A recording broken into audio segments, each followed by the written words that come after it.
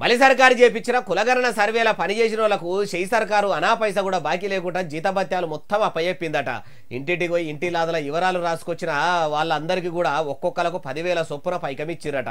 ఉదికు కులగణన సర్వే పేపర్లను కంప్యూటర్లకు ఎక్కించిన డాటా ఆపరేటర్లకు ఇప్పటికి రూపాయి ఇయ్యలేదని వాళ్ళు లొల్లి పెడుతుంటే ఇక జీతాలు ఇచ్చినమని ఎవరన్నారట. ఇగో పైసల మంత్రి మల్లు బట్టి విక్రమార్క సారు జీతాలు ఇచ్చిరా.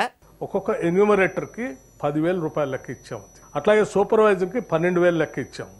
మండల్ నోడల్ ఆఫీసర్ కూడా దాన్ని కోఆర్డినేట్ చేయడానికి 15,000 రూపాయలు లెక్క ఇచ్చాము. ఇన్నరా పైసల మంత్రిక ఉప ముఖ్యమంత్రి మల్లు బట్టి విక్రమార్క సార్ ఏమంటున్నాడు? అయ్యా బడ్జెట్ మినిస్టర్ బట్టి సారు మీరు ఇట్లా జీతాలు చెల్లించినామని మంచిగానే అంటుర్రు, కానీ ఇంకా కంప్యూటర్లకు డాటా ఎక్కించిన కంప్యూటర్ ఆపరేటర్లకు పైకమే ఇయ్యలేదని వాళ్ళు బాధపడుకుంటా పేర్లు ఎక్కించేదాకానేమో ఇంకెంతసేపు అని ఒక్కడికి 4 మాటలు అడిగినరు.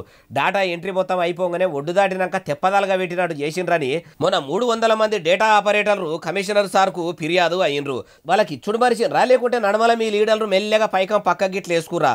ఆ ముచ్చట కూడా మీరే చెప్పాలా సార్ అంటూరు ఈ ముచ్చటిన్నోళ్ళు.